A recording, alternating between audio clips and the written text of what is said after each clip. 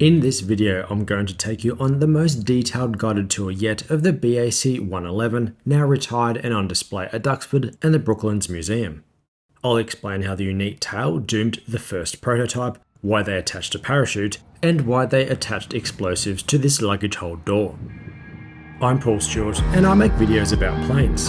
This includes reviews on board flights around the world and guided tours through interesting aircraft in museums like this one. If you're into these types of videos, then please check out my channel and subscribe.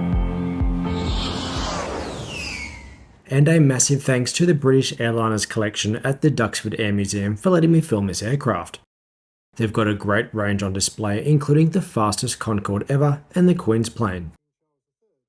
Let's begin with some history.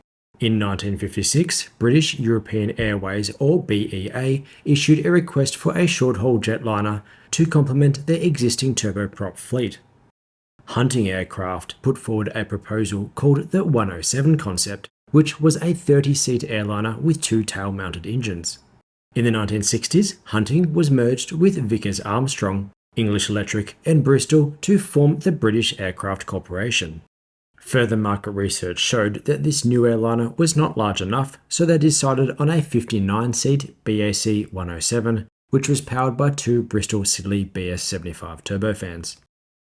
But research again suggested that it was still too small, yet the much larger VC10 was too large for this short-haul role, so this was enlarged again to 80 seats and fitted with Rolls-Royce Bay low-bypass turbofans.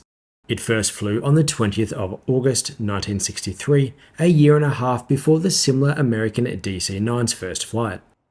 We'll talk about what happened after that as we check out this incredible piece of aviation history. Starting at the nose, and it becomes clear that it's quite a low aircraft, which was important because they had to be operated from small airports, so reducing the need for ground equipment was a priority.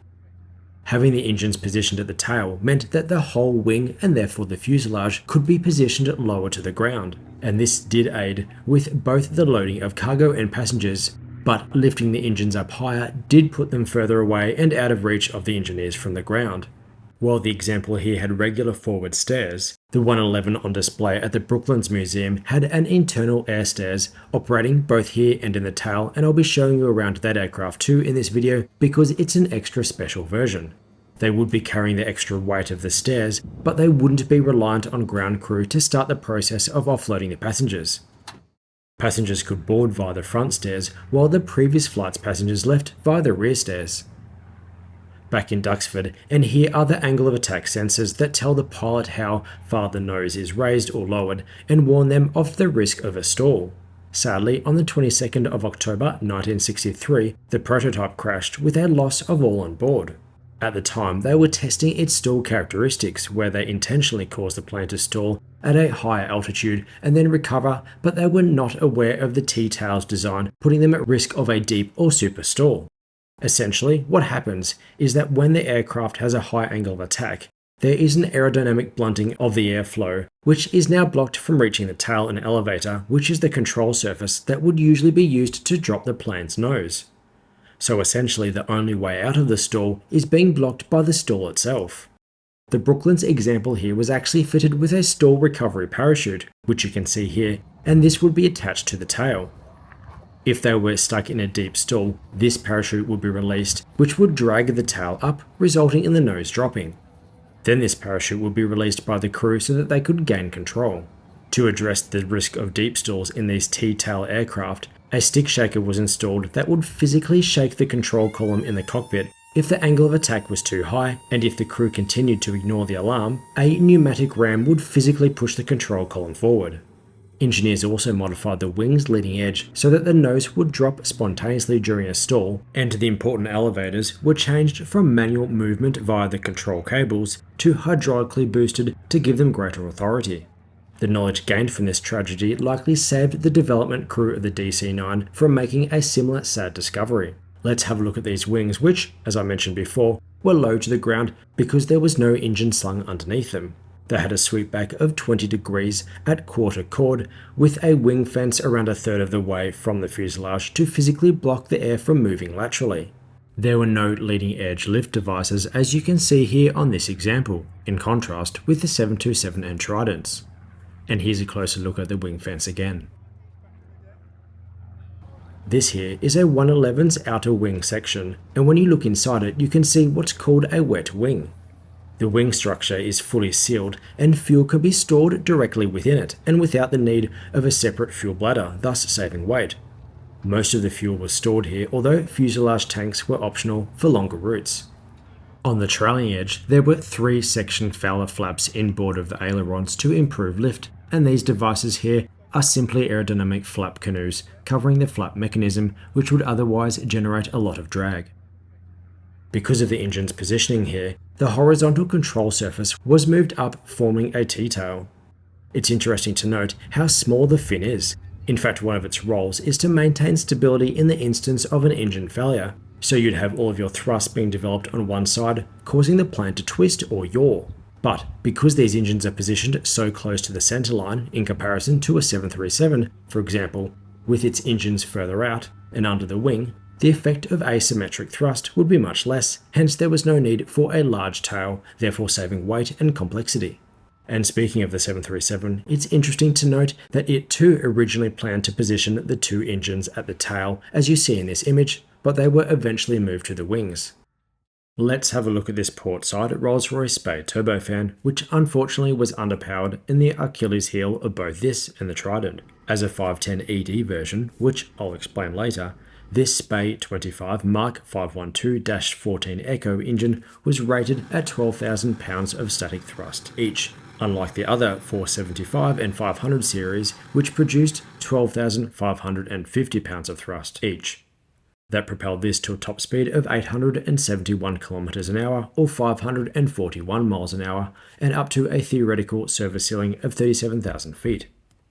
You've got the thrust reversers here, and back here was a hush kit designed to reduce the amount of noise that these made, but apparently it didn't work very well.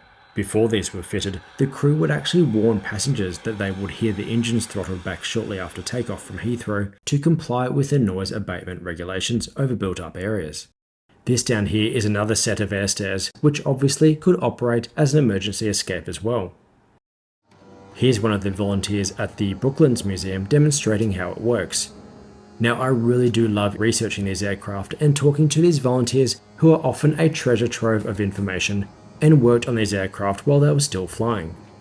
I'll walk down and through those stairs when I show you inside the interior. This up here is the exhaust for the auxiliary power unit. As mentioned in my Trident video, these aircraft were expected to operate from smaller airports, so they did not want to rely on ground power to start their own main engines and run onboard electrical equipment while on the ground. These were banned from in-flight use following 34 fatalities in 1967, when Mohawk Airlines Flight 40 crashed after an in-flight fire that was later traced to the APU. But having said that, they did use these during takeoff to support the cabin air conditioning system and reduce the drain on thrust by diverting engine bleed air, which is what usually powers the air conditioning. As we move forward, we'll see the port side engine, and I'll jump to footage in Brooklands again, where the hush kit extension from the engine is clearer to see. This footage also highlights how much more difficult the task would have been for engineers to work on these high positioned engines. I'm about 180-ish centimeters and my arms are at full stretch, so would need a ladder to reach anything in here. While it was underpowered, the engine was quite versatile and had many applications. The British F4 Phantom IIs had these installed, and the extra power allowed them to operate from small Royal Navy aircraft carriers. These powered the Xi'an JH-7 fighter bomber from the Chinese military, and even the Thrust SSC, which holds the world land speed record set on the 15th of October 1997 and piloted by Andy Green, which achieved a speed of 1,208 km an hour or 763 miles an hour and became the first and only land vehicle to officially break the sound barrier. The Marine Spey powers the Royal Navy's Type 23 frigates as well. If you enjoy these videos, then please consider becoming a channel member. It costs a lot to film and then edit these, so I appreciate any support. But if you can't afford it, then that's fine, but please give the video a thumbs up as that's completely free. Let's have a look at the main landing gear. It's a regular tricycle layout with a steerable nose wheel at the front and these two main gears in the center. The landing gear strut is intentionally short to keep the whole aircraft close to the ground, and also take up as little room inside the fuselage as possible. If we jump to Brooklands, you'll notice the bulge wheel well. Again, the regular version, and now the bulge version again just to compare them. This was for the option of larger and low pressure tyres that could be used on really rough roads. Both of these examples at Brooklands and Duxford have their regular tyres, and here's footage of an example fitted with a larger and softer tyre. Walking towards the nose wheel, and I'll mention the unique nose tyres that this aircraft had. I might also mention that the Boeing 727 had a similar problem, which I'll explain in a second, and also used the same solution. If we swing back around and look towards the tail, you'll see the engine air intake, and while the wing itself would act as a partial physical barrier to debris and water that might be kicked up by the nose wheel, some of it might still travel along the side of the fuselage and be sucked in. This would have a negative effect on the engine's performance. So to avoid this, it uses chined nose wheels, where the sidewall has this curved groove that deflects water outwards. As I zoom in on the wheels itself, what I'm talking about becomes clearer with the grooves here. You'll notice that these carry the Royal Mail logo because BA had their contract to carry their mail. I suppose it was two iconic British brands keen to be associated with each other, especially back in the past when the idea of airmail was quite a novelty. Moving back around towards the main door, and I'll mention the onboard stairs, which you can see operating on the example at Brooklands. Again, having this could speed up the movement of passengers as they wouldn't be reliant on the airport having stairs themselves, or waiting for them to bring them over. As passenger numbers increased, airlines were keen to stretch the aircraft as far as possible, so short turnovers between flights became more of a consideration. While a plane was sitting on the tarmac, it was not making money. In fact, the 200 series had a relatively high maximum landing weight in relation to its takeoff weight. This meant that they could fill her up with fuel for multiple sectors at the start of the day and avoid having to spend time refueling on the ground between each sector. Let's check out what was the first two-person cockpit jetliner to enter service anywhere in the world, as this had no flight engineer. On the left here is the retractable window, although the window in front is worth mentioning. On the 10th of June 1990, BA Flight 5390's cockpit window blew out due to the use of an incorrect bolt during routine maintenance. The pressure differential sucked Captain Tim Lancaster out, while crew members held his legs to stop him from completely ejecting. They made an emergency landing and everyone, including the captain, survived the incident. Now, ease of use was a major philosophy with the cockpit's design. In fact, it was decided to be so user-friendly that a flight engineer was no longer required. The Trident, for comparison's sake, did still require a third crew member. Another interesting point with the Series 510ED, which is what this model is that BEA requested that the cockpit be modified to incorporate instruments from or similar to those found in the Trident, to provide better commonality between the two. These included providing a more advanced autopilot and auto-land system. Another large change was reversing the on position for most switches to match that of the Trident. While that seems simple, we all know that when pilots, or any humans for that matter, are under pressure, simple things can become complicated. While this idea did make sense, the problem was that all 111 pilots had to get a new type rating just to fly the 510ED version. In this space was where the hydraulic systems would usually be displayed, as remember, this had no flight engineer and their panel would be where this type of information would usually sit. But in this BEA version, this was fitted with a Harco moving map and the hydraulics were moved to an overhead panel. This was an electromechanical device using a Doppler navigation system which could accurately read ground speed, drift and heading data. Here's a similar system in the Trident's cockpit. It would then feed the information into this system and a pointer would move laterally, allowing the crew to follow a set route as the paper slowly scrolled past it. They just needed to keep the pointer on the printed line. In the center here are the fire extinguisher systems for both engines and the APU. If a fire was detected, the respective button would light up itself for the pilots to pull it. By illuminating it, this would reduce the risk of the crew activating the fire extinguisher in the wrong engine, which has been known to happen. Let's move our way back towards the rear air stairs and I'll include more footage of the test aircraft at Brooklands shortly. On your left is the galley for the crew to prepare meals, and behind that was another emergency exit door.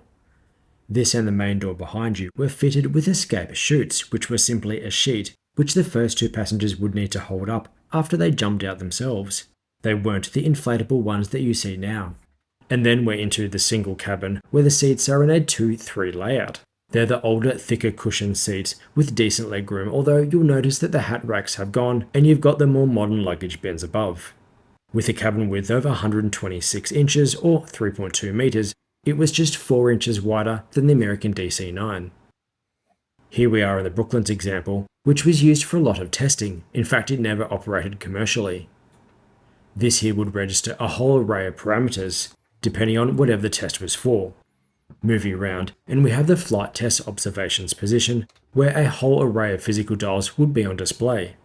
Remember that these are decades old, so they couldn't rely on data being recorded and then downloaded later. So instead, they would set up a camera to physically take photos of the display at certain times during the flight, and then they would look through those photos later. Here's a photo of that camera setup. This here is the stall recovery parachute that was attached to the frame on display outside that I mentioned earlier. There was a small drogue parachute that would then pull out the main one. It was deployed on one occasion when they thought they were in a deep stall, but they weren't, and engineers had not yet added a way of jettisoning the parachute, so they belly landed in Salisbury Plains. There were no fatalities, and the aircraft was repaired. Now, if the in-flight catering was unsatisfactory, or your colleague's football team had beaten yours on the weekend, there was an emergency escape hatch fitted to this prototype. This was positioned in the luggage hold, and used the same door as the forward luggage hold, which you can see here from the outside, although this one was fitted with explosive bolts to blow away so the crew could drop out with parachutes. Apparently, the door had been blown off in the 1963 crash, although the G-forces, as they fell at over 10,000 feet per minute, would have made it almost impossible to get out, and sadly, they don't believe anyone did. There was also an escape hatch fitted in the rear air stairs as well. On the other side of this orange object is the angle of incidence sensor, and here's footage of the outside again showing the vane. This would identify if the aircraft's angle of attack, or the angle of incidence, was increasing and warn the pilot through those mechanisms I mentioned before. There were 2 of these on both sides to act as redundancy. As we walk past the emergency exit rows, you'll see the red knobs, and they were designed to allow the crew to find the exit row in the dark and when smoke was inhibiting their view. But the problem with that idea was that the smoke would rise, therefore they would need to be crawling and they could not reach up here, so they introduced lighting along the ground to guide the passengers and crew to the exit. Further back here, we have a crew seat and there are bathrooms on both sides. Just before we go down the stairs, we'll jump over to the Brooklands example again to see the black box flight data recorder and the cockpit voice recorder behind the transparent screens. These are always stored in positions that are expected to be the most survivable in any instance of a crash. You may recall in my Trident video how the data recorders were required by law, but after a Trident crash, which was suspected that pilot conflict might have been an issue, voice recorders were also added, again by law. Walking down the rear air stairs, and I recall a story from my 727 video. An American called D.B. Cooper hijacked one of those in 1971 and actually jumped from here with a parachute at altitude to escape the authorities. Neither he nor his body were ever found. After that, they fitted what became known as a Cooper vane, which was an aerodynamic wedge which prevented the rear air stair of an aircraft from being lowered in flight. Now this could not happen in the One-Eleven because its rear air stair is a plug type, so it would be impossible to open when the cabin is pressurized, and the handle itself cannot be reached from the inside. You'll notice the fly-by-light control technology text on the outside, and that's because this aircraft was used for fibre optic testing, including controlling non-essential spoilers to see how well the system might work. On the 9th of April 1965, the first commercial flight of the One-Eleven took place, although this was later than hoped due to delays following the deep stall crash. This specific aircraft first flew on January 6, 1969, and was delivered to BEA 2 months later. BEA became British Airways in 1974, hence their upgraded colour scheme. Golf Alpha Victor Mike Uniform mostly operated flights between the UK and Germany and flew a total of 40,279 hours.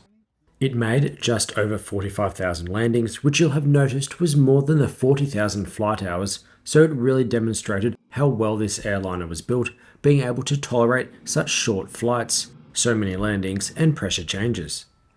It was retired to Duxford in 1993. The first version was the 111-200, and they were powered by Spey 506 turbofans, and 56 of these were built. Next was the 300, which had more powerful Spey 511 turbofans and additional fuel capacity, and 9 of those were built. 69 111-400s were built, and these were based on the 300 but with American instruments and equipment, so presumably cup holders and wider seats. In fact, this was American Airlines' first foreign jet airliner. In 1967, the 111-500, also known as the Super 111, was launched with a larger wing, longer fuselage and fitted with the latest Mark 512 Spey turbofans with demineralized water injection system to boost power at max takeoff weight. The Americans realized early on that they needed to increase passenger capacity, so their equivalent aircraft were all lengthened either during the design process or shortly afterwards. I wonder if the eventual outcome would have been different with this aircraft if this longer version was the standard model from the launch, and if they had access to newer, better engines. BEA had special order 500s known as the 111-510ED, and that's what we looked at today. As I mentioned earlier, it had a modified cockpit to mirror that of the Trident, and a more sophisticated auto-land feature, so it could land in rubbish British weather. It also had the forward air stairs removed, possibly to save weight and cost, but that affected the centre of gravity, so concrete ballast was then installed into that position.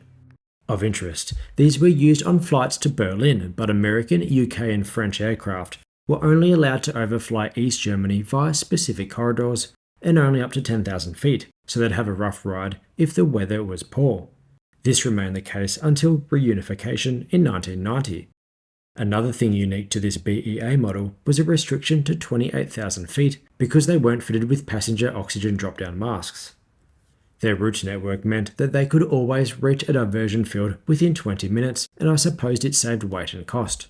In 1970, the 475 was released, and this combined the 400 series shorter fuselage with the 500's larger wing and engine. This was to compete with the Fokker F-28 and was planned to be used in hot and high altitude airports and operate on rough runways. It wasn't a success and only sold in small numbers as the airlines in Africa, the Pacific and Peru didn't order many of them. In 1977, the 111-670 was revealed and aimed at the Japanese market. It was based on the 475 but failed to sell. Then in 1974, BAC launched the 111-700. The fuselage was stretched to include 134 seats and fitted with projected Spey 606 engines. This was roughly the size of the DC-9 and 737, but Rolls-Royce was struggling with financial troubles, so the upgraded engines never arrived. They then planned a 500 series with Speys and eventually replaced by the proposed RB432, but BA rejected the idea. But there's more. In 1975, BAC revealed plans for the 111-800 with an even further fuselage stretch to 161 passengers and significantly re-engined with 2 CFM56s that we all know and love on the 737s. But that didn't happen. Then they came up with the idea of the X-11 with a widened fuselage and 6 abreast seating and powered by either CFM56s or JT-10Ds. Then in 1977, BAC merged with Hawker Siddeley, forming British Aerospace, known as BAE, which is confusingly similar to BEA. And the new company had to decide between developing the X-11 or joining continental Europe's effort to build an all-new airliner. They ended up joining Airbus and helped develop the A320. In an effort to appeal to Soviet countries or those with similar ideologies, they decided to assemble these in Romania from 1982. Even the Rolls-Royce Spey engines were going to be produced there. 80 were planned, but only 9 were assembled, with interest less than they hoped. The Western countries didn't want a Romanian jet, and the Communists purchased the Tupolevs. Of interest, there was an attempt at re-engineering the 111 with the successful Rolls-Royce Tay turbofans, as these would have resolved the noise and fuel economy problems. While prototypes were made, it didn't eventuate. It was a sad end to another promising British airliner, and that engine was used successfully in the Fokker 100 and Boeing 727s. Northrop Grumman flew one of these up until 2019 and used it as an airborne test bed. If you look closely at the nose, you'll notice that it's from an F-35 fighter jet. In the end, pressure from the US government for American airlines to favour their own locally made products, and the One-Eleven's engines were its downfall.